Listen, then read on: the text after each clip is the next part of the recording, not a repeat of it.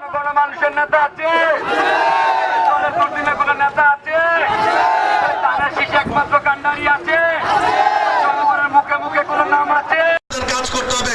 কোনো অবস্থাতেই সোনারগাঁ থানার কোন সাধারণ মানুষ কখনো যেন উপলব্ধি করতে না পারে যে আমরা জাতীয়তাবাদী দলের কাছে সবচেয়ে বেশি নিরাপদ, সবচেয়ে ভালোবাসা এবং আস্থার জায়গা যে জাতীয়তাবাদী দল, সেই জাতীয়তাবাদী দলের যে নেতৃত্ব দিচ্ছেন জনাব মান্নান ভাই, সেই মান্নান ভাইয়ের রাজনীতিকে প্রস্ফুটিত করার জন্য, মানুষের কাছে আরো গ্রহণযোগ্য করে তোলার জন্য সবচেয়ে বেশি দায়ী দায়িত্ব আজকে সামনে উপবিষ্ট যে সমস্ত নেতাকর্মী, তাদের আপনাদের বন্ধুরা আমার যারা মান্নান ভাইকে ভালোবাসেন, তারা প্রত্যেকটি নাগরিকের সাথে এমন আচার ব্যবহার করবেন।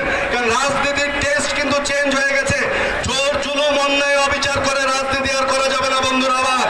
মানুষকে ভালোবেসে নিজের স্বার্থ বিলিয়ে দিয়ে অন্যের জন্য নিজেকে উৎসর্গ করার যে মানসিকতা যিনি লালন করতে পারবেন, তিনি আগামী দিনে বাংলার জাতীয়তাবাদী দলের নেতৃত্ব দিবেন বন্ধুরা আমার।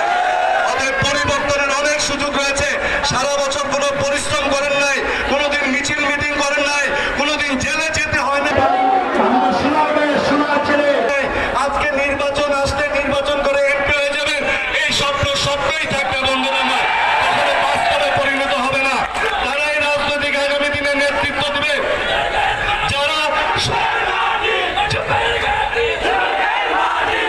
যারা শত জুলুম অত্যাচার নির্যাতন সহ্য করে কোনো একজন রাজনৈতিক নেতা কর্মীকে ফেলে যান নাই, তারাই আগামী দিনে নেতৃত্ব দিবেন, এটা স্পষ্ট। জনাব তারেক রহমান বারবার বলেছেন একটি কথা, সেটা হলো সবার আগে বাংলাদেশ এবং বাংলাদেশের মানুষ। অতএব বাংলাদেশ এবং বাংলাদেশের মানুষের প্রশ্নে জাতীয়তাবাদী সবসময় আপসীন। তাই বাংলাদেশের মানুষ যেহেতু ওনার সবচেয়ে প্রাধান্যের জায়গা, তাই সোনারগাঁয় যারা নেতৃত্ব দিবেন তাদের মনে রাখতে হবে সোনারগাঁওবাসী সবার আগে তারেক রহমান প্রাধান্য দিবেন। অতএব সোনারগাঁওবাসীর মনের আশা আকাঙ্ক্ষা পূরণের জন্য যিনি ওনাদের আমাদের এই জায়গায় নেতৃত্ব দিচ্ছেন মান্নান ভাই, সেই রাজনীতি থেকে আরো মানুষের ধারে ধারে পৌঁছে দেওয়ার জন্য দায় দায়িত্ব আপনাদের রয়েছে। সামনে এসে মান্নান ভাই স্লোগান দেওয়ার মধ্যে কোনো বিরক্তের কিছু নাই। বিরক্ত হবে কত উদারভাবে আপনি মনে রাখতে হবে, আপনারাই জাতীয়তাবাদীর সবচেয়ে বেশি সূর্যশনী, আপনারাই সবচেয়ে বেশি নির্যাতন অন্যায় অবিচারের শিকার হয়েছেন।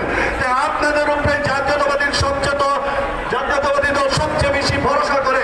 অতএব আপনাদের আচার আচরণ কোনো কারণে যাতে কোনো একটি সাধারণ নাগরিকের মনে কোনো কষ্ট না হয়, সেই ব্যাপারে যথেষ্ট সচেতন থাকবেন বন্ধুরা আমার।